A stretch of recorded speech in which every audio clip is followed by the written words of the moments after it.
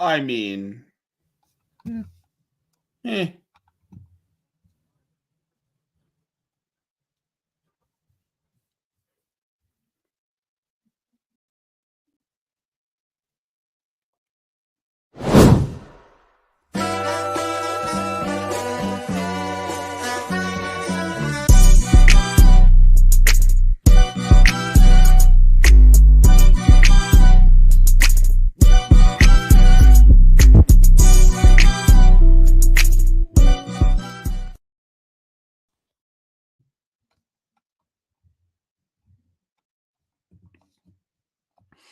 What's up, everybody?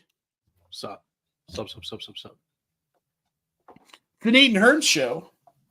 We're here. We are live. We're a little late. Dude, I don't have my watch. It's charging upstairs. We're roughly 45 minutes late, but give or take, give or take. We were mostly here on time. We just started talking about things. It happens to the best of us. I know if you've watched the show long enough, you've picked up on the dynamic that's going on here. I mean, it's pretty obvious. So, forgive us for getting a bit lost, but we're here with you now. Yeah. Jimmy Parag's here with us. What's up, buddy? I promise you sent me a link on Facebook. You clipped something of Jen and I doing something on a YouTube show or something. Not totally sure what it is. I will check it out, though. Better late than never. I mean, I think we agree. Yeah, facts. We're just vibing. That's all. It's been a weird week for us football people. DaVante Adams, we knew it was coming. He's a New York Jet. We have got Amari Cooper. He's free of Deshaun Watson, free of that mess in Cleveland, now in Buffalo. Russell Wilson is starting.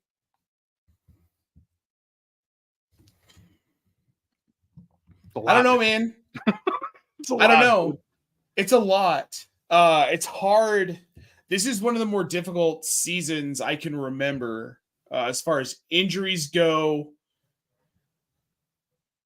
Wildly underperforming players, vastly overperforming players. The tight end position is a nightmare. It's not great. It's getting better, though. It's getting a little bit better. I will say that, especially shout out to Jordan Love for giving us the beautiful gift that is Tucker Kraft. Oh, man, right? Dude, like Luke Musgrave had to die for Tucker Kraft to live, but at the same time, I'm okay with the sacrifice, man. Yeah, and the most fascinating part of it, I think, is that no matter which of the receivers around are healthy or not, you know what I mean? Because we've seen Dobbs, had to sit out a game because I think he had some little discipline thing. Watson's been hurt at times. Dontavian Wicks has had his own things. But so no matter who has to step up around, the ball still travels to Kraft reliably. And I just think that really just underscores, for as much as we focus on which Packers receivers are we hyped about this week, the answer, if you're really looking for what that is, probably just Tucker Kraft, bro. He is the reliable, the most reliable second option, because all the other stuff is just constantly on a carousel around it, never deciding what's going to happen. So I don't know. That was a fun thing I decided to talk about for no reason. Well, no. Okay. So Tucker Kraft in PPR right now per Fantasy Pros, tight end 5 on the season. So ahead of him right now, are you ready? As former Cole Kmet Chat Club members. Oh, yes. Cole Kmet Club rejoice. He is tight end 3.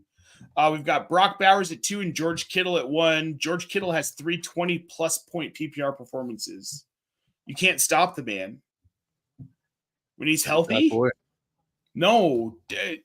And that's what's so scary about San Francisco, I think, for me, is that if they get Christian McCaffrey back, they could be 500. They'll still win the division. Get them into the playoffs with Christian McCaffrey. How do you stop this team defensively? they're going to have Ricky Pearsall as well, which a lot of people on Reddit especially don't care for my love of Ricky Pearsall, but they spent a first-round pick on him. In my opinion, he was the most talented route runner in the class. You don't think that Kyle Shanahan's going to find a way to use him?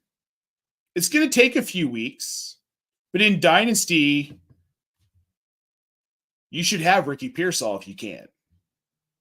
Yeah, I mean, I have a slightly different evaluation, but I think I would say, to your point, and I mean this with all the respect in the world to Mr. Jawan Jennings, if we look at what the contributions have been from him within, we know that this Kyle Shanahan offense is just the most simplistic yet incredibly effective scheme there is. Right. And what he's been able to put Jennings in a position to do in like time of need situations where others are hurt around him, Ricky Pearsall could probably do a lot of the same type things. And more. Better. And he's more, because he's more athletic. He's a little bit bigger. And like we watched him in Mobile. I don't think he is necessarily the sharpest in certain areas, but what I will say about him that I think is the strongest thing about him is that just his fearlessness and aggressiveness going up and grabbing balls, but like not to a point where he's just like stabbing at them and just like being errant and like right in the air. But he's just like, he's very quick about it and just bringing all those passes down and stuff. He's very sure-handed in that way. And that was one of the more impressive things I think we saw when they were doing some of those drills out there on the field. And that sort of like sure-handed, kind of like depth piece in that offense could be something that potentially comes in handy. It's just, it's going to take a while perhaps, but like we'll see. I don't think that your enthusiasm is unfounded by any means. Like you said, Mobile, he made a big impact especially on me. Watching film of him before going to Mobile and watching him run routes and the way that he was cutting in college at Florida, nonetheless, he was playing an NFL game at the college level, and then he was beating some of the better cornerbacks in the draft, Max Melton and some of the other guys who were there, on the majority of his routes. The big knock day one on him and Ladd McConkey was they couldn't beat press coverage day one of practice. But they worked on it with the coaches. And day two, what did they do? They were beating press coverage left and right. So we've seen Ladd McConkey already do it. He's a relevant fantasy receiver every week in an offense where we didn't think there was a pass catcher we could rely on. Quentin Johnson has popped here and there, but we're just straight up seeing McConkey get volume from Herbert. I feel like Pearsall is the same type of talent. And sure, Debo's there. We've got George Kittle. We've got Brandon Ayuk. We've got Jawan Jennings. We've got Kyle Juszczyk. We've got Christian McCaffrey, Jordan Mason, all of these guys, Guerrero, all of these people, or Isaac Guerendo, all of these other players. But at the end of the day, if Pearsall is as good as a lot of us think he is, and he's as clean and crisp and as good at learning the game, why wouldn't he get volume? I'm not saying he's going to be a viable start every week, but if you have a deep bench in redraft, why wouldn't you just grab him? I mean, yeah, I guess that's fair. I mean, I think you put that pretty well. And honestly, I'm just going to use this as an awkward segue to point out that our chat is like low key, kind of blowing up. Oh no, it's going off. We're about to get there. We've already gotten to Jamie here, but we've got Toronto Dave, Double Gremlin Delight. What is up, my friend? We've got Nicholas. What is up, Nicholas? Sup, fellas? Thank you for tuning in. Jamie saying Nate is the only person I know that hates Deshaun Watson more than me. I used a trash can for his image when speaking about him in Start Sit last year. So yeah, no, I don't like it. Nicholas, he picked up Kraft. That is very smart, sir. I love it. He says it was 3 weeks ago. He's got Pitt as well. I don't want to talk about Kyle Pitts. It hurts my heart. Holding on to both, dude. I mean, I'd have to know what else is going on, but like if you have two of the best tight ends, like I would kind of encourage trying to keep both. So need a little bit more information Yeah. on that to give a good answer. Absolutely. Jamie saying he has a dynasty question. Please drop it in here. Nate Williams on Facebook, Herms. What is up, fellas? He says, we've got Abreu 68 on YouTube. He has a question for us. Buffalo defense versus Tennessee or the Chargers versus Arizona? Which way are you going here? The Buffalo defense has been very favorable in all of the separate categories of DVOA metrics this year. You know, shout out FTN for picking up the slack where Football Outsiders failed us. At least we still have access to that information. And yeah, dude, Will Levis has thrown for more than 200 yards once this season. He is absolutely atrocious. His EPA per dropback is actually lower than Deshaun Watson. And hate to pick on him, but it's really low-hanging fruit. So, Bo Nix. If you're behind those two guys on this list, then you've got some like I understand Arizona's offense has been a little bit inconsistent, but there is a massive chasm in talent between these two. Like it is. Yeah. Yep.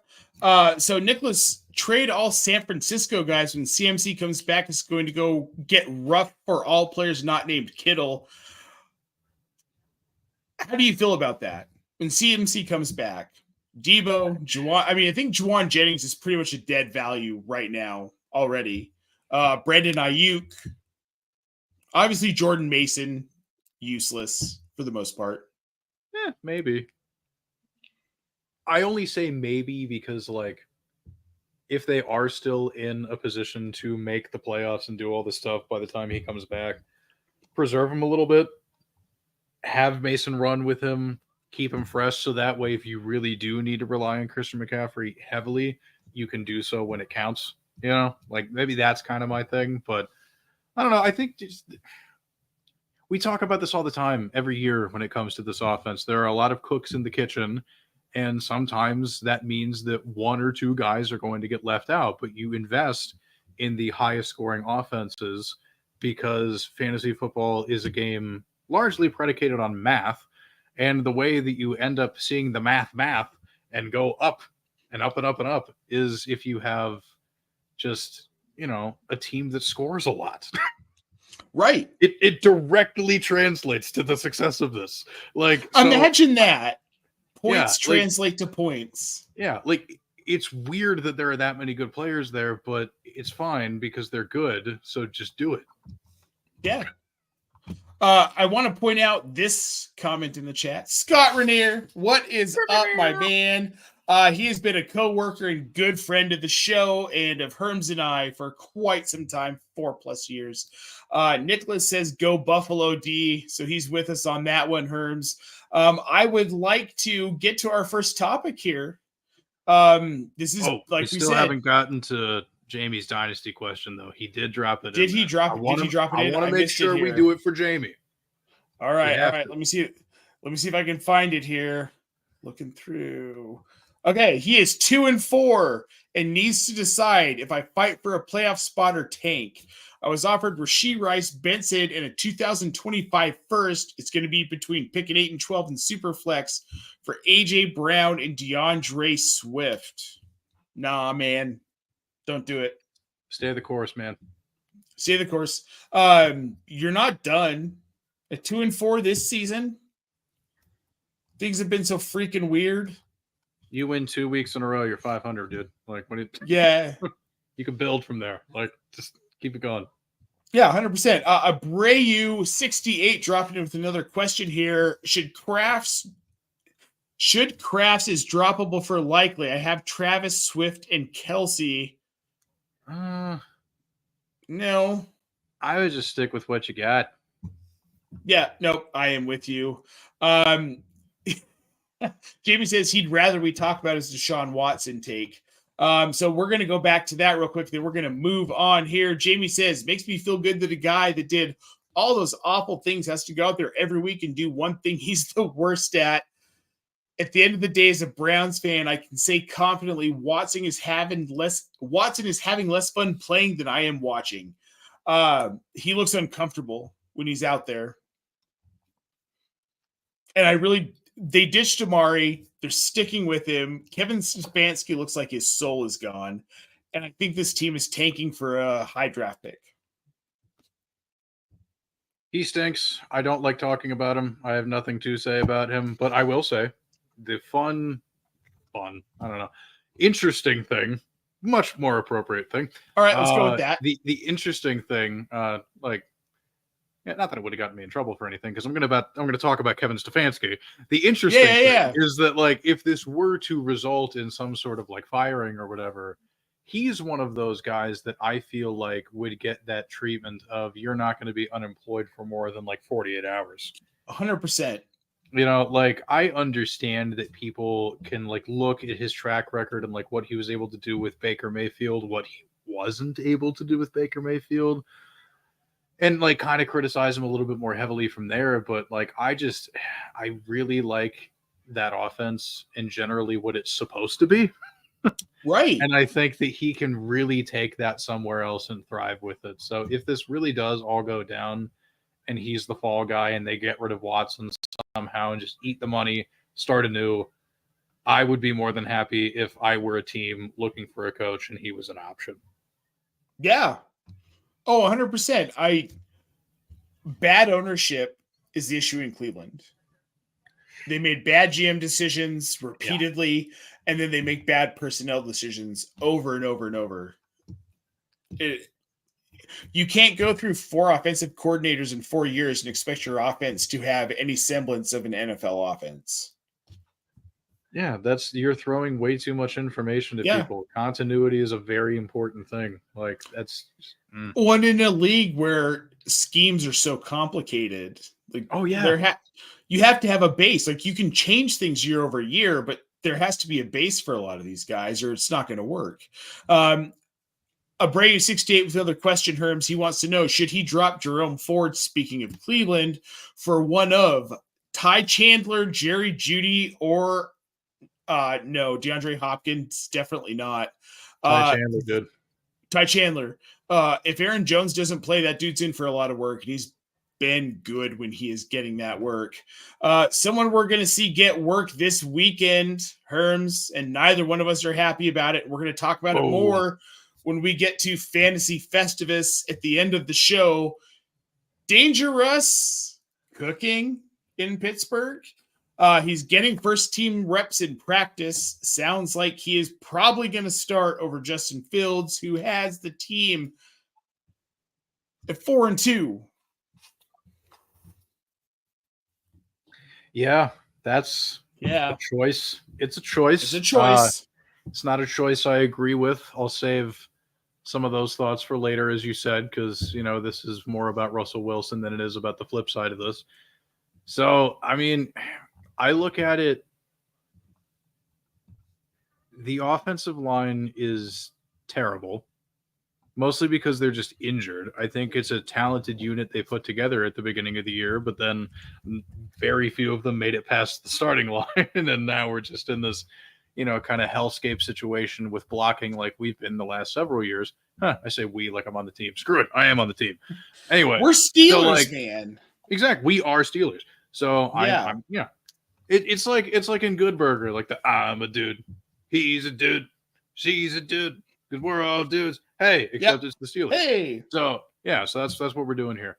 But so I think about that, and I think about the fact that Russell Wilson has never been somebody who's really just stood in the pocket and made his throws from there. At any point in his career, when he was younger and much more athletic, and even to, you know, the terrible times, you know, sorry you had to witness it out there in Denver, he has to, you know, kind of make his own way and create his own opportunities and just throw, you know, just these lobbing, you know, just hot air balloons up in the air, just to, like, see what happens. And he's not going to be able to do that behind this line at this age. He's not going to be able to build a rapport with anybody particularly strong, because if you go in and just look at like the route participation rates for like just the entire Pittsburgh Steelers team, like Pickens, Van Jefferson, Freiermuth, all these guys are just tied around like 75%, 75%, 75%, like all this stuff. And I'm just like, dude, Like, some of these guys just have to be out there full time. Some of these guys just have to be heavily involved in this shit, and you just have to keep it going. And then I just have so many issues with how it's going to like take away a threat from the running game, because now you don't have that dimension. Right. But if he can stand in there and somehow just deliver the ball quickly out of shotgun, and that's the thing that they really felt like they were missing, fine. Yeah. But you better be sure that it works, because you're disrupting a lot of chemistry for a 4-2 team that very could have easily been 5-1 had it not been for, a couple choice decisions here and there. But Sure. I digress. It's just okay. It's a lot, dude. It's loaded. It's loaded because so George Pickens with Russ, if he can get out of his hand quick enough, I like him more in fantasy than I do with Justin Fields. Same for Pat Freiermuth. I think I have Muth at tight end 8 this week with Russell Wilson starting. But outside of that offensive line is bad, and Russ Wilson is old. And to be fair, he's 34, 35. Sounds about right. One of those two. Okay, so he's like 7 or 8 years younger than me. So old is relative, but an NFL quarterback, his style of play years, he is old. He can't continue to do what he does. He can't be a pocket passer in Pittsburgh because that offensive line isn't good enough. So if he can't get the ball out of his hand quickly, which we saw him have issues with that in Denver a handful of times, he's done. He's dead. Does Mike Tomlin already know this? And is that why? Is it a thing where it's like there was this big to-do about you guys signing Russell Wilson, so we've got to start him? If he plays well, great. If he plays like trash, we can bench him and go back to Justin Fields, who had us at 4-2. It's one game. And I know that sounds ridiculous, but this is the NFL and this is a business, and you're trying to keep a fan base happy. Yeah. And you signed a man to a contract and you want to give him a shot. Because, like, what if he goes out and throws for 350 yards and 4 touchdowns? I'm not saying that's likely. I mean, I don't know. I think you're kind of onto something, though, in that we all know the whole Wally Pip thing. Yeah. Russell Wilson was supposed to be the starter. He got hurt. Yeah. He was named the starter. He got hurt, whatever. Sure. If this is just a Tomlin integrity move, he knows what's going to happen or whatever, but he still did whatever he had to do earnestly with whatever, like, level of integrity he feels like he has to live up to for some sort of weird, like, Rooney-ian, Steelers-ian reason. Then, like, fine. Yeah. It's just a weird way to rock the boat. I don't know. It's frustrating, but we also have a lot more time to talk about other aspects of it, because, like, there's still the Fields part of it, man. There's the Fields part of it because, I mean, our homie Laquan Jones, NFL Network, Good Morning Football, the NFL Network Fantasy Football Podcast with Marcus Grant and Michael Florio. He made a point to me where Justin Fields has actually fumbled 6 times this year. He's only thrown 1 interception. They haven't lost any of the fumbles, but he's dropped the ball. Fair enough. But with Russell Wilson, he's not nearly as mobile as Justin Fields. How many times is Russell Wilson going to fumble the ball? Or take a really bad sack for like an 8-yard loss? We saw it in Denver where he would run and run because that line was not good last year. They lost McGlinchey and it was over for that team. It blew everything up. You can't lose your left tackle. And we saw it happen. And it's bad news. Not good. It's not good. So if Russell Wilson can't survive behind this line, everything we're talking about is moot. He's not going to be starting next week. Yeah. Because, I mean, from a football standpoint, it's entirely possible, man. It's entirely possible. What's also entirely possible is we have more questions in the chat, so we're going to get to a few of those before we move on to our next topic. My favorite, we've got a Twitch comment, Herms, and I love this. Blanco J123, we've seen you in here before, man. Make sure you subscribe to the channel. Glad to be here. Do you guys do trade advice? We absolutely do. Drop it in here. We would I'm a love. big fan. We love trades.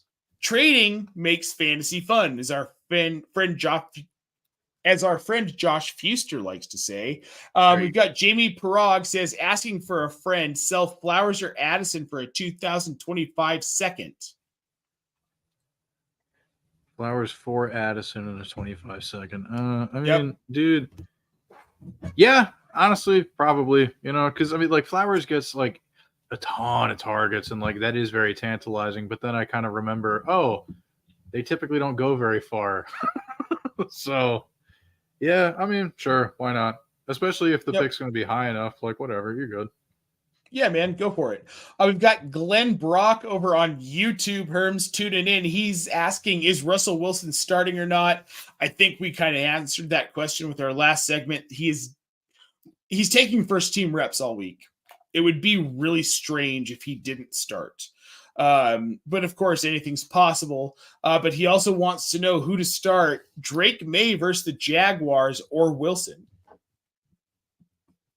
I'm going to go ahead and pull up this stat real quick because I think it just really highlights exactly why I'm so adamant that Drake May is my answer. So, okay, scrolling down all the way, shout out again, FTN, for housing the wonderful DVOA stats. Used to be, home of Football Outsiders, Aaron Schatz, just wonderful people. Like, really, it's a great way to be able to view the game. The Jaguars ranked dead last in past DVOA at 48.6%. The next worst team, the Carolina Panthers, 29.1. So when I say the Jaguars are the worst, they are the worst. The worst. By like a lot. It's egregious. Yeah, like Drake May going out there in that situation against a very stout Houston defense, still taking a ton of sacks, taking a ton of hits, still turning the ball over, but managing to lead the team in rushing yards, and then going out there on top of that with 3 passing touchdowns. Dude, Drake May, like, I wrote about it, in my rankings article this week, and was talking about, we've seen Caleb Williams turn it on. People are really excited. We obviously know a lot about what we got in Jaden Daniels. It's really exciting. Right. These rookies, they're tantalizing. This week, we're going to start talking about Drake May that way because, like, dude, like, it's going to work so well. That connection with Pop Douglas was looking nice. Like, I really think this is going to work. I really do. So at least for this game. I can't say full year, but like at least for this game. Sure. Against Jacksonville, I've got Drake May at QB 12, which is only 4 spots ahead of consensus right now on Fantasy Pros, which I'm a part of. We both are a part of. Hey, that's true. I've got him at 15. I'm a little nervous, but I'm trying to be as bullish as possible. I know our intro song is Lamar, but we started at the bottom. Now we're here. But anyway, yeah, right. Okay, so to my point about Pop Douglas, and I should point out these are half PPR rankings. I'm pulling them up. I've got Demario. I've got Demario Douglas at wide receiver 37, but that is going to change. I've got him at 35 currently. Yep. I've got him sandwiched between Jackson Smith and Jigba, and below him Darnell Mooney, just for some sort of context. So here's what's fun. Well, if this helps people, I've got him above or 1 spot below Darnell Mooney and 1 spot above Josh Downs, 2 above Ladd McConkey. Okay, so I think we're about in the same ballpark, generally speaking. I mean, I'm a little lower on McConkey. That doesn't shock me, though. I'm not super trustworthy. I don't know. They don't always throw the ball a lot. Like their pass rate is not, I don't know. That's a separate argument. But yeah, either way, dude, there's reason to be bullish on this. I wish I was a little bit more bullish on Hunter Henry. I just don't know. I want to be so bad. He started out hot, man. Like he was the wide receiver 1 in that offense, but now it's Demario Douglas. And with Drake May starting and seeing how he focused on him in high-value target situations, I've got Hunter Henry at tight end. It's not good, man. So not good. I can't find him. Yeah. I want Hunter Henry to be awesome. Everyone does. But I don't know, New England's a shit show, to be fair. We've got Nicholas on YouTube, Herms. He says, good shit.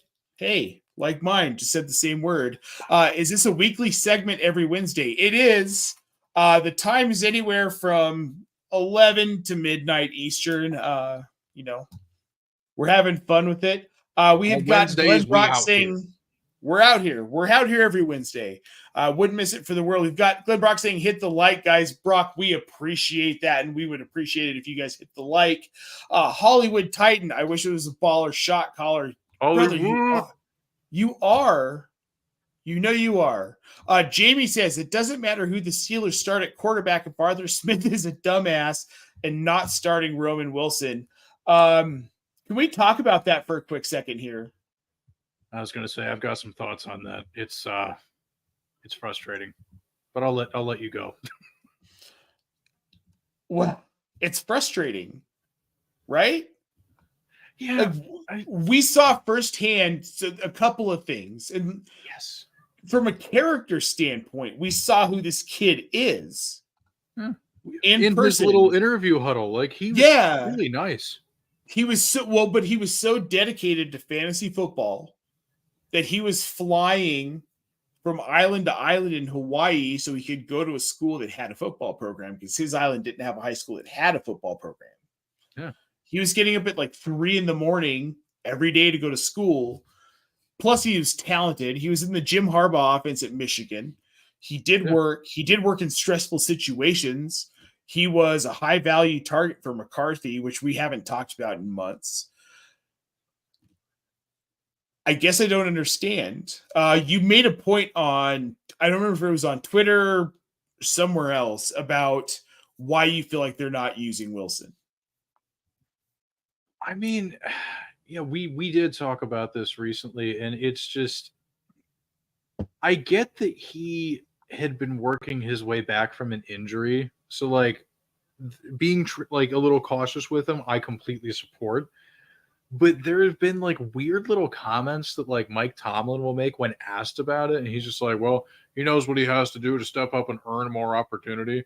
And I'm like, look, I understand. Like I've been rooting for this team my whole life. I can read between the Pittsburghian lines of everything. I speak Pittsburghese. It's fine. I speak Yinzer. I know what's going on.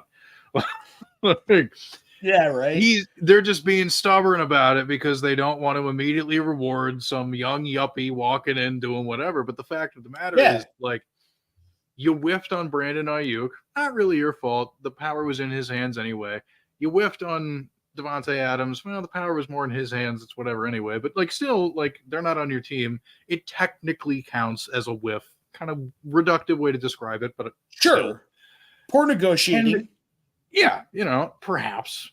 Who knows what the circumstances are, but you lose out on those things. And then, like, your biggest addition to the receiver room this offseason, after actively trading away Deontay Johnson, was drafting this kid because he's good.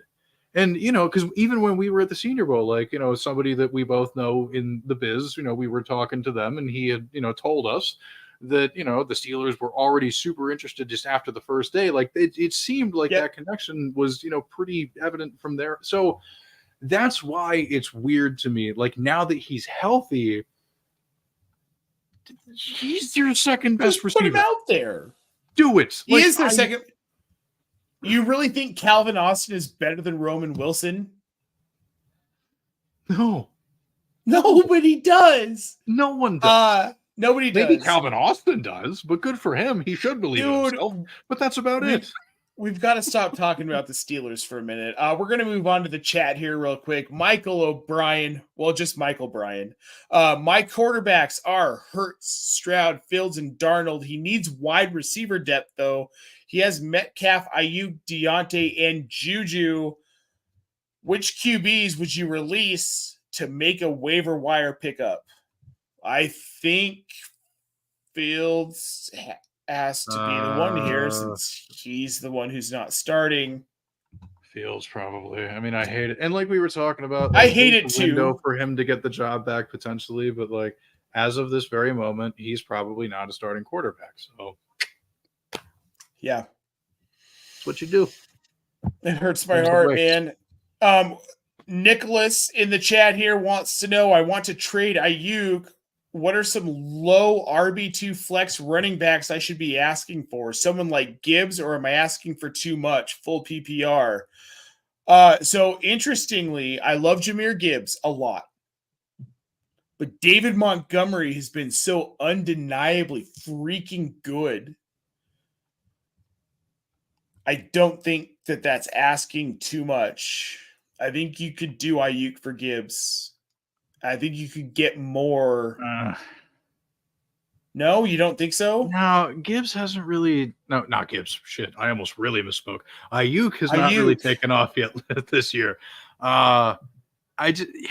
You're selling based off of some sort of speculative future uptick, and I think that's going to be really difficult for people to palate, with the immediate production that Jahmyr Gibbs gives you now. But I'll let you finish your thought before I get to mine. I just wanted to. I'm just saying. No, I would.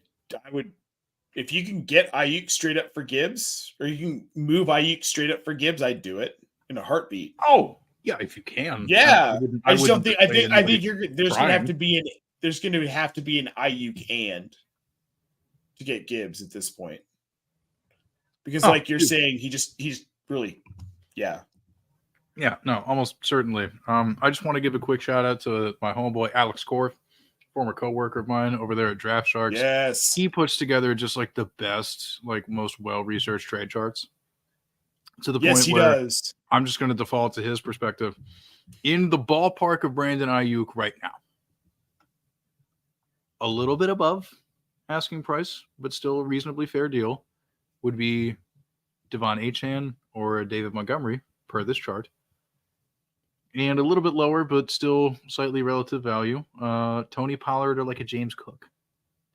That seems to be where Alex is comfortable doing it, or as we call him out in the streets, Trade Daddy.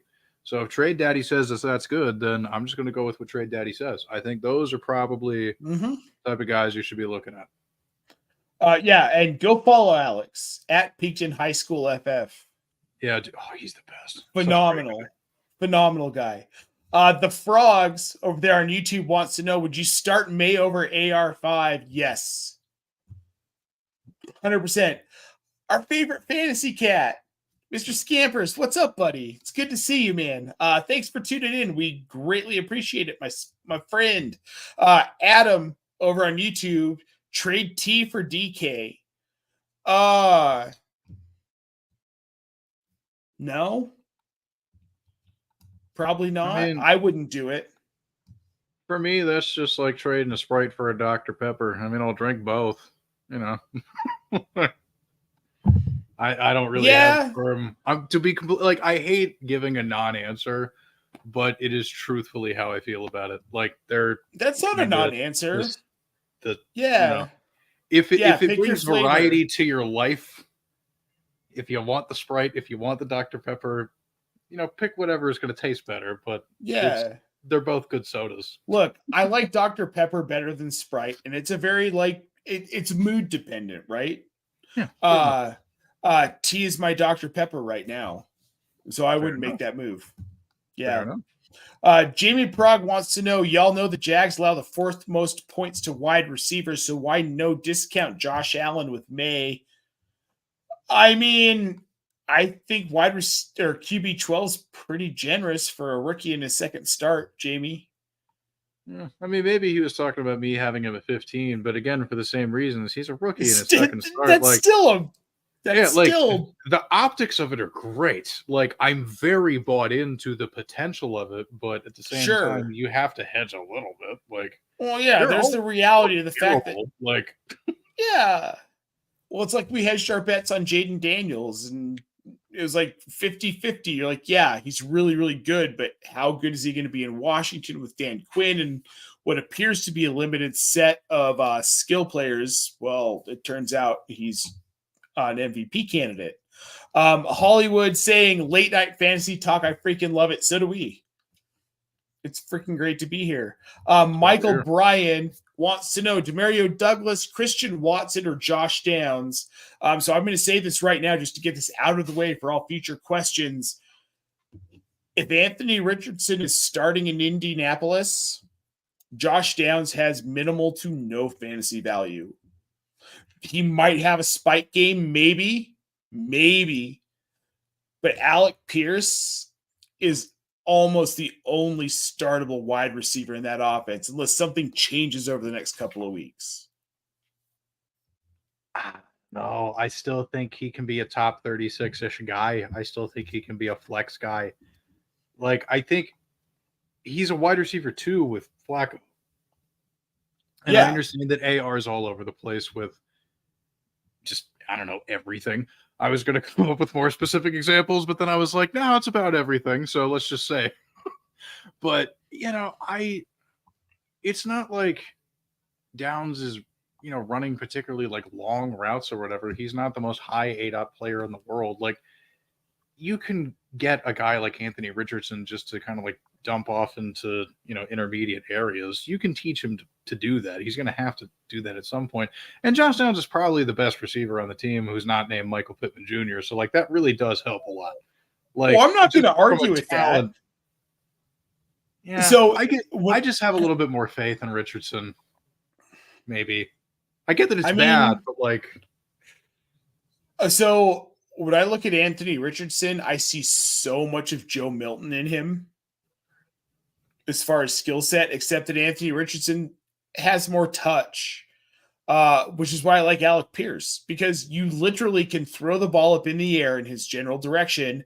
Alec Pierce is going to look back, track the ball, find it, and either catch it or at least get his hands on it. Those are the guys who are going to do well, I feel like, with Anthony Richardson, or at least the ones who have proven to do well. Jamie Parag, I'd rather have Gibbs than Ayuk. Same. Yeah. I think it's kind of the point we made here. Brad Bolt, what's going on, fellas? From all the way down under. Homeboy, you're like 15 hours ahead of us. You are living in tomorrow, and we love it. We have Marlon dropping into the chat. He wants to know if he messed up. He has Chase, Godwin, Jahmyr Gibbs, and Josh Jacobs, and Brock Bowers for CeeDee Lamb. Wow. Okay, hold on. I saw so many names. Oh, boy.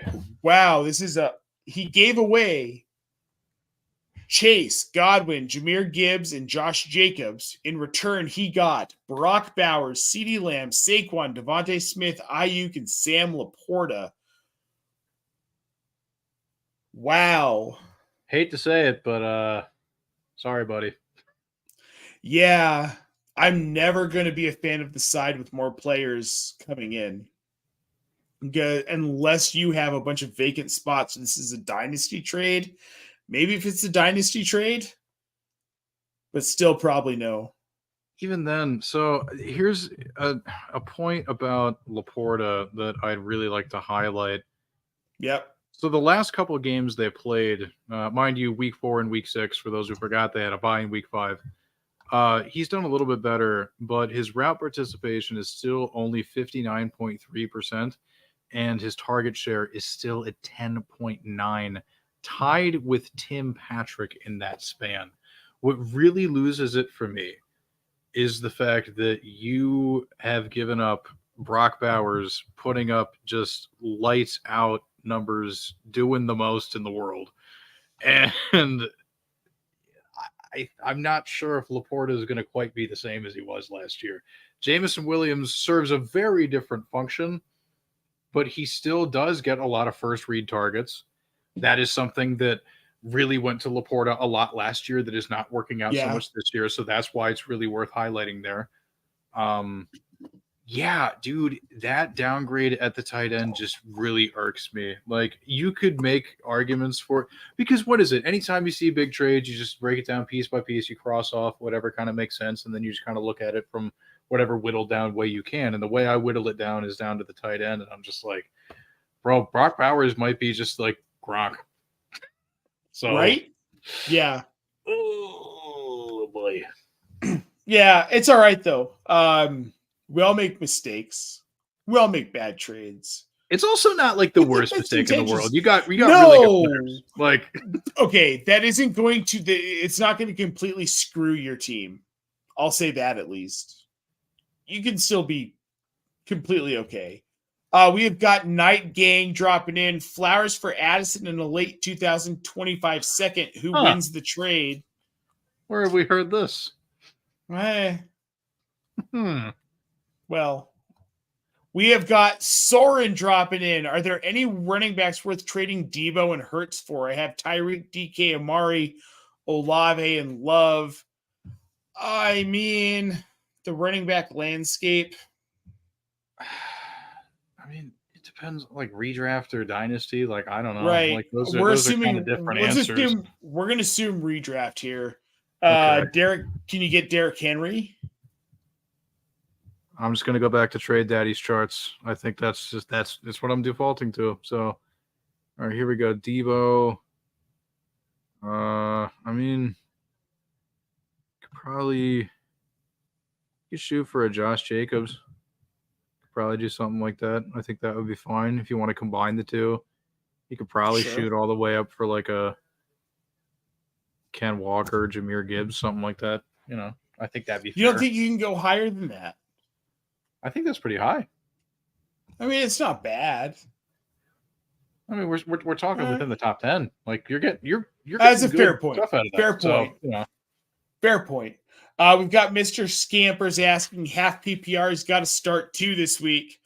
Zach Charbonnet against Atlanta, Sean Tucker against Baltimore, Blake Corum against Las Vegas, Antonio Gibson against Jacksonville and London Town. I'm going to immediately strike out Blake Corum from this list. His upside is like 8 points max, unless Kyron Williams gets hurt. I'm going to say Charbonnet and Tucker, because I don't see Gibson being higher than RB30. I think Tucker could pop into like the mid to low 20s. Weren't you saying before we started that Stevenson didn't practice? Yes, but it doesn't matter. Stevenson didn't play last week. Antonio Gibson had 13 carries for 19 yards. Okay, but I'm just saying, like the Jacksonville defense, their run defense is also not very good either. So, like, you know, it's closer to league average, but still not like good. So, I mean, that's kind of the only reason. Like, I'd follow the injury reports because if it really is going to be Gibson again, then and especially like it's more than likely. Cops, you know, I know, and we keep talking about.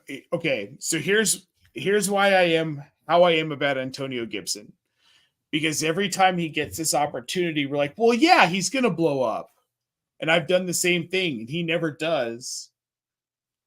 I don't see it. I think they find other ways to generate offense.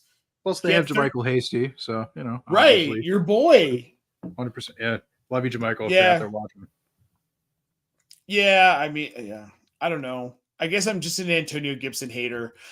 Mist over there on YouTube wants to know, start Pop Douglas over Pickens with the new Russ look. Yeah, you're still doing that. On the trade question here, Nicholas says trade is overkill. Keep it to 2 or 3 players at most. I am going to tend to agree with that. It gets too complicated, cluster clogging, and weird unless there's a clear directive with it. Mr. Scampers agrees. Whittle it down, see what you can get done here. Jamie Parag, I'm sitting A-Rich and Russ Fields in my super flex for BTJ and Deontay Johnson with the matchups. That's bold, but how do you feel about it, Herms? YOLO. Truly. I've been doing YOLO. I've been doing this in Superflex. I'm not always playing 2 quarterbacks, man. I really think people have overthought it. You know, like that's too many people treat it like 2 QB because unless you have like 2 of the best dudes, man, you don't have to do that. Yeah. I lean with it a little bit more toward Deontay, but like, yeah, still, bro. Like, sure. Okay, so we have an emergency here. Marlon heard our advice. He's still listening. He says, hey, guys, and what if I cancel it and do Chase, Jahmyr Gibbs, and Godwin, and Josh Jacobs for CD, Saquon, and DaVante Smith? Ooh. I believe they added that the trade has processed. Like, I still have a chance to cancel the trade. It hasn't processed. We missed you by 2 minutes, man, and I'm so sorry. Here's the thing. like we were saying before, dude, like your team didn't get like that much worse. Like it's fine. No. Like honestly, like our reaction to it was mostly just based off of the fact that, like, you know, I mean, we have to have something specific to talk about with it. And I think the disparity between those two players we talked about is big. But like other than that, dude, like you're fine. Like it's not, yeah, you're good. Oh, wait, no. Has not processed. Oh, okay, cool. All right. Okay, So all right. We're back. We're back, Marlon. We're back. Okay, right. So hey guys. Okay, so we're going it's Chase. the trade without the tight ends. Basically. Okay, Chase. I mean, it's a little too much. I think you could probably do it without giving away Jacobs.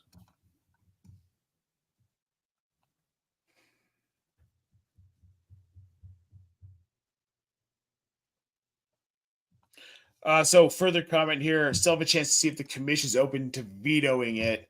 Okay, at that point, I think we're going to consider it a done trade. We're nerds. We're going to break down trades to like the millimeters of like value. At the end of the day, it's really not that bad of a trade. Yeah, like you can still survive. Yeah, it's not going to kill your team. So, we've got some more here, specifically Lad McConkey or Jameson Williams from Master God 3 over there on YouTube. I'm big on JMO. He's really important to that offense. I am on JMO as well. Let's get to Eric Stevens here. He wants to know, are we playing Purdy or Mahomes? Oh. So I've got Purdy at QB 8. I've got Mahomes all the way back at QB 20. So my answer is Purdy. I've got Purdy at 11, Mahomes at probably a little too high at 13. I may change that, but yeah, I'm going Purdy as well. Yep. Now, with the trade news, Herms, we have something just to hear a little different. DaVante Adams. I mean, we kind of knew it was coming. Back with Aaron Rodgers. Best friends. It's almost like reuniting Will Ferrell and John C. Reilly from Step Brothers in a sequel, which we all would love. DaVante Adams doesn't have an offense to learn. He already knows it. He played in it for years in Green Bay. Is this a game changer for Aaron Rodgers' fantasy value? How do you feel about DaVante Adams, and where are we sitting on Garrett Wilson and Allen Lazard? I mean, in terms of how it's going to affect Aaron Rodgers, I think he becomes like a streamable quarterback every week. I don't know that it brings him into the top 12 discussion because they're still going to run the ball a lot. I mean, even with Todd Downing taking over as offensive coordinator, the last job he had was in Tennessee. We got a pretty good feel for what he did over those 2 seasons. He's really a very run-heavy guy. You have Breece Hall for that reason. You do all that stuff for that reason. But I think the biggest impact it's going to have is Allen Lazard, kind of the way that we treated him in Green Bay back in the day, where if one of the 2 top receivers was hurt and then he elevates, you're like, okay, pick him up off the wire. Let's go. Like, we're kind of just going back to that level with Allen Lazard, because what's probably going to happen is we're just going to see a co-alpha competition between Adams and Wilson.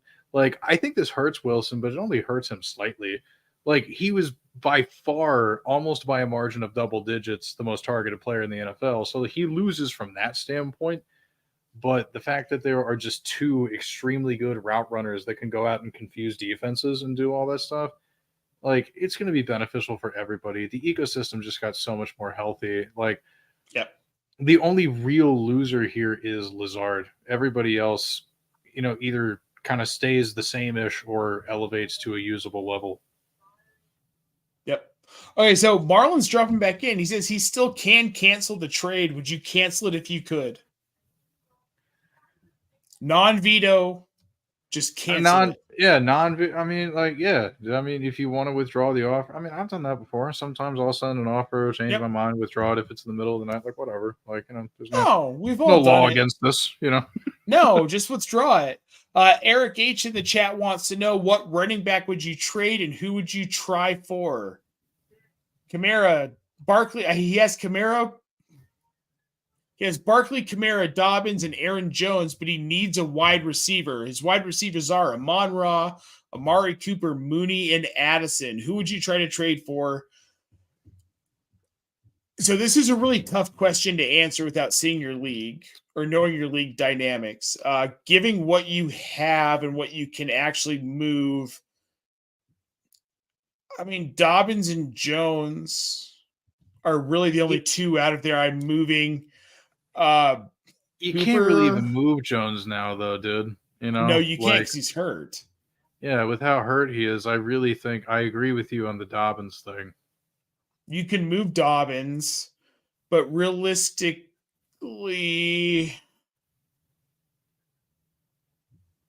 who are you going to move Dobbins for at this point? Back to trade, Daddy. Let's see. I still got to pull up. I'm not. While we're waiting for that here, Marlon dropping in saying, thanks a lot for the advice. I'll be back. Have a good night.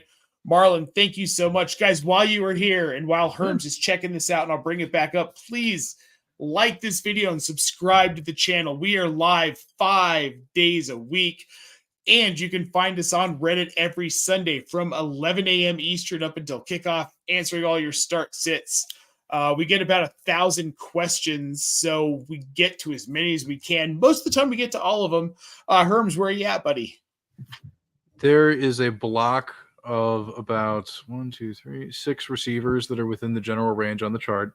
I'll just highlight the ones that I think are most interesting because Puka Nacua is still hurt, and as long as Tua Tagovailoa is out, Jalen Waddle's a bit of a mystery. So broadly, Chris Olave, I know he's a little bit banged up too, but hey, I don't think it's going to cause him to miss too many games.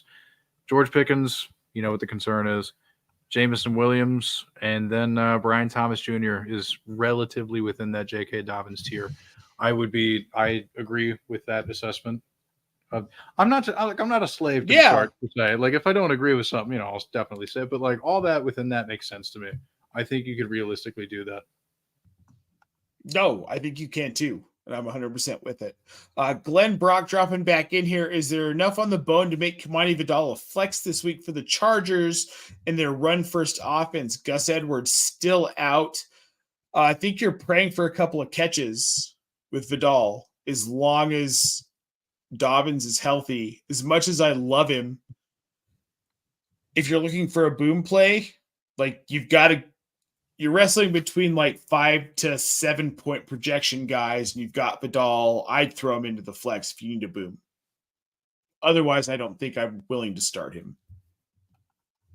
Yeah, I mean, he's somebody that I think definitely needs to be rostered. It's important to have, because not only is Gus Edwards still out, but Gus Edwards is on IR. I mean, like that's, kind of the more important, kind of. It's not short term.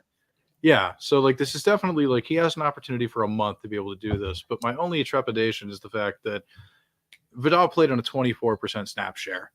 I mean, that first touch that was the catch for the touchdown was awesome, but he's still a little bit part-timey, which is why I don't want to trust him in my lineup for this. I tend to be fairly risk-averse when it comes to situations like this. If this is the week that he goes off and gets trusted with more, then like kudos, great. But playing 24% of the snaps in your debut is just something where I'm just like, I mean, how much does he really get up to at that point then? Maybe 35, like, something. Right. So I want to see it, but he definitely deserves to be on your roster, which it sounds like it is. And I think that you made a really great choice by picking him up. We loved him at the Senior Bowl. Loved him. But to your point, and just so all of our viewers and listeners can understand here, when you're talking about that 24% snap share, that was 19 snaps. So yeah, there's some work to do, but Vidal's talented. He's going to find a role in this offense. We just don't exactly know when. Dylan Fink tuning in here. Thursday Night Football starter sit. Bub Means full PPR. He needs to start 2 wide receivers and 2 flex. He has Lamino Dunze on bye.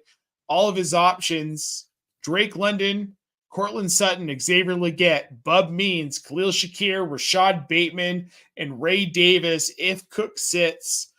So I'm going to say, first of all, you're starting Ray Davis if James Cook sits. Dude got the volume and the yardage that you wanted to see out of him. Then I'm probably going Drake London. Ooh, this is hard. Xavier Legette, and then I'm going to take a flyer on Bub Means. They just don't really have anybody else. I mean, he got yeah. volume last week. So, I mean, Rashid Shaheed already got ruled out. I'm not entirely sure Olave. Olave, he's been ruled out. Okay, so yeah, London, London, Shakir, Bub, and then dude, if Ray Davis, if James Cook sits again, bro, like that's viable. Talk about another guy we really liked at the Senior Bowl. Hey, underrated pass catcher. Ray Davis. Very underrated, very sure-handed guy for being as big as he is. I think that doesn't get appreciated enough. It's a very good aspect of his skill set. Yes. As I explained to Jen when I got home from the Senior Bowl, who are the impactful guys? Like, well, there's this dude, Ray Davis, out of wherever he's out of, Kentucky. He's like a 5'8" bowling ball. And if that, I've got 2.5, 3 inches on him, height-wise. If he was running at me, I would run very far away from the spot that I was standing.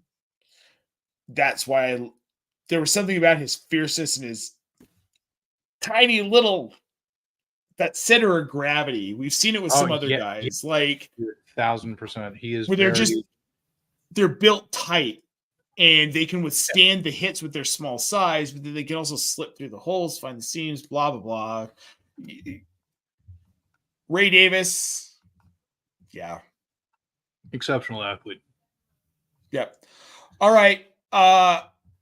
Fantasy Festivus. Herms. I'm upset by some things. I'm upset by one thing. I think you're upset by the same thing. I think we're about to go off on the same thing. Probably. But for viewers, I'll be right back. But I can still hear you. I can still hear everything. So no, this is great. So to be fair, I am an old school Broncos fan. But I picked up the Steelers when I was like 8 or 9. They brought a bunch of CU guys in. Cordell Stewart, Charles Johnson, Ronnie Bradford, who was a safety. So I have been a pretty hardcore Steelers fan for a while, a long portion of my life. They're 4-2. This is a team that has been 500 for quite a while now. It's just kind of how we live our life as fans. Justin Fields has been such a massive break from the norm of what this team has been in the past. He's mobile. He makes it exciting. He's not making a ton of mistakes. 1 interception. He's got some fumbles. But the team's winning. And it seems like they're having fun for the first time. Why are you benching him? What sense does it make? I just don't get it. You're winning. Why would you change the team chemistry and the team dynamic? You stick with the guy who's got you at 4-2. You brought Russell Wilson on a $2 million contract. I just don't understand it. I understand for fantasy, it's good for guys like George Pickens, like we talked about earlier, Pat Freiermuth. But man, I just want to keep seeing Justin Fields play. This is the best season he's had, right? So I don't. It's just one of those things. As a fan, you're just like, what is happening? And we, as Steelers fans, dude, we love Mike Tomlin in this house. We love Mike Tomlin in this house. Real quick, I want to get to this. Nicholas wants to know if we do this weekly. We do this weekly. Every single week, yes. Every single week. We're live 5 times a week on this channel, so make sure you subscribe. And then before we keep going off, want to get to Tef here in the YouTube chat. Choose 2 to start: Cooper Kupp, Deontay Johnson, or J.K. Dobbins. How do we feel about Cooper Kupp this week? I have him ranked, assuming he's going to play, and I have him at number 10. So, I mean, I also have DaVante within my top 20. So, I mean, for as much as I love J.K. Dobbins and the whole story of it and everything, like, and Arizona is actually a pretty decent matchup too. But they're, kind of closer to league average in terms of run defense. They're much worse against the pass. Yeah, I would probably just go with the two receivers. Yeah, I've got Cooper at 6. So Jesse wants to know which 3 should I start between these 4: London, Smith, Dell, and Juju. Juju is a must start. I think we'll just go with the bench here. It's going to be Dell for me. I've got Juju ranked lowest. I mean, I understand, like, role-wise, makes a lot of sense. But one of the interesting things I found out when I was digging into it, Juju only ran about a third of his routes from the slot. He didn't, like, fully adopt that kind of Rashee Rice responsibility, kind of leading, but I'm nitpicking. Like, I'm nitpicking, but it's only because you named 3 other really good receivers.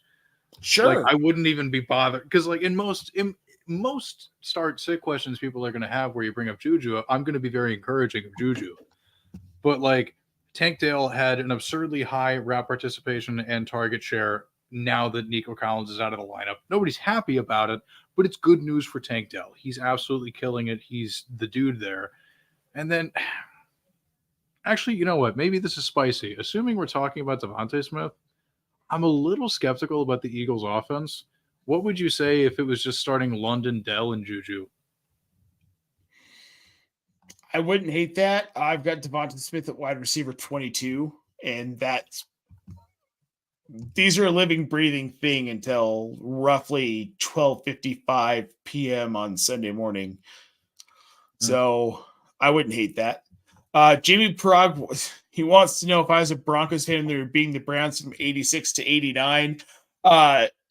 Fun fact, Jamie, I have highlights of all of those games from NFL Films: the Ernest Biner fumble, the Mark Jackson touchdown in the end zone, the Rich Carlos field goal to win it. I have got all those on VHS. Nicholas wants to know Cooper Kupp or Jordan Addison. Cooper Kupp. Cooper. Yeah. Yeah, it's Cooper Kupp. Herms. We're always going to be Steelers fans, right? Well, terrible things would have to happen for me to change my mind on it at this point. I didn't really have much of a choice. I mean, both my parents are from Western Pennsylvania. Like I'm not, but they are. So hey, guess what? Guess what football team for? So yeah, I'm kind of I drank entirely too much of the black and yellow Kool-Aid. I can't get out of this now. I'm trapped. Please help. But yeah, like you hit on a lot of really good points though, and I think kind of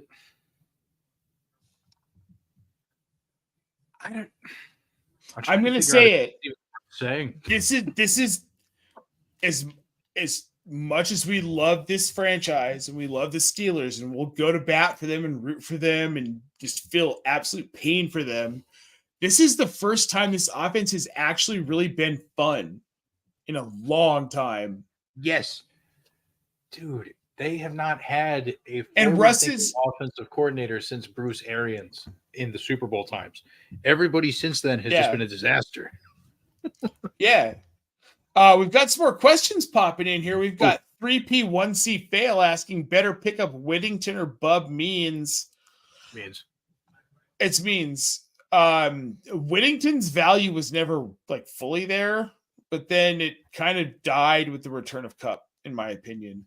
The Smitty on YouTube, start 2, Ramondre, Mason, Algier, Mostert, Javonte Williams. I'm going to immediately say no Ramondre. He did not practice today. It is not sounding like he's going to actually play.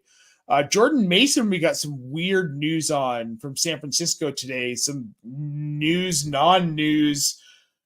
I'm wondering if he's going to play. I would go Algier and Javonte Williams here. Assuming they are healthy, I will say Mason and Javonte Williams. Assuming that Ramondre and Mason are out, or well, no, assuming they're no, I stand by my statement. Okay, assuming Mason's out, then I will go with Algier and Javonte Williams. The Falcons matchup this week is very tantalizing for both him and Bijan. So Yep. I'm here for it. The Smitty said, assuming they all play, we covered all bases for you. It's what we do here at Optimus. Jamie Parag has all of those games on DVD. He is a sadist. Man, that is brutal. Eric H. saying, thanks again. Would you start Amari Cooper over Addison or Mooney? Not this week. I wouldn't do it this week. He has a full playbook to learn, man. Long term, I love Amari Cooper long term. Give him a couple weeks to learn the playbook. It's not that he won't be fantasy viable, but I'm not starting him over Addison or Mooney. Remember when he went from Oakland to Dallas and just... Oh, man. He's that good. He is that He's good. that good. Like, that's where do you have him in your wide receiver rankings? Let's go. Let's see. Let's see if I can find the thing and use my eyes properly. 31. I have him at 31. I have him. Admittedly, I actually do have him behind Addison, but they're in the same tier. So I have him at 31 as well. Hey, look at that. Yeah. So I mean, it's I was about to say I'm speaking out of both sides of my mouth, but that's not how tiers work. So no. Like, yeah, I mean, they're in the same tier for me, but like, if it really comes down to it, I only have him dinged to be like slightly for the concern that you brought up. It's baked into the, the process a little bit. If I'm not dinging him, I've got Amari Cooper inside the top 20 in Buffalo. Yeah, same. Yeah. And when he really gets rolling, he's inside the top 10. Yeah. So, I mean, that's kind of, I guess I'm just buying into it, Yeah. We got Marcus Soto in the chat saying, how do you do, Marcus? First of all, adorable avatar. Kids are the best. I have a 7-year-old. Greatest thing that's ever happened. Herms, he keeps asking when you're coming back out. For what? Oh, to hang out. Oh, ASAP Ferg, hopefully soon. It's just a matter of you know how our schedules are during the season. I mean, we talk every day. Football has to be over first. Like, that's right. Yeah. This fun game that we play has to come to an end. Speaking of coming to an end, the show has come to an end. I want to thank everyone from the bottom of my heart who tuned in. You are why we do this, and you help us continue to do this. We have more to do tomorrow, 5 p.m. Eastern. I will be live with the Casey Kasem for the flagship podcast. We're going to go through start sits, Thursday Night Football preview. We're going to have some post waivers and some bold predictions for you. And then Friday at 4 p.m. Eastern, myself and my boy Mike Reedy going to drop all the DFS main slate plays that we love on DFS Live, followed by the Q&A live at 6 p.m. Eastern on Friday. That show gets insane, guys. We had probably around 700 or 800 questions over about an hour and a half last week. So get in early, get those questions in. We're going to answer as many as we can. Keith Fleming from Fantasy and Frames is our guest this week. And then Sunday, of course, at 11 a.m. Eastern, we will be on Reddit with our Start Sit AMA. We are going to get to as many questions as we can. We've got 4 of us answering this week. So hop on over r/fantasy football. They're at 3.2 million, man. Oh, that rules, dude. Shout out Fantasy Reddit, man. It's a really cool Seriously community for sure. Check it out if you haven't been there before. Yeah. Man. Yeah, it's a rabid community. If you need help, you will get all of the answers you need. And while you're here, please make sure you like this video and subscribe to the Optimus channel. 5 shows a week. We cover waiver wire, DFS, the fun that Herms and I have here every single Wednesday night. We've got our live Q&A, and we're going to have even more coming. The channel is rolling. Go to optimusfantasy.com. Tons of content coming out. We have got rankings and it's all the fun stuff. It's all the fun stuff. Yeah, 100% of the fun stuff. We did not skimp even a fraction of a percentage. No. One more time before we get out of here, guys, please make sure you like this video, subscribe to the channel. Check out my homeboy Herms on Twitter at CHHerbs. He's got stuff dropping from 33rd team and brilliant dynasty content at fantasy points.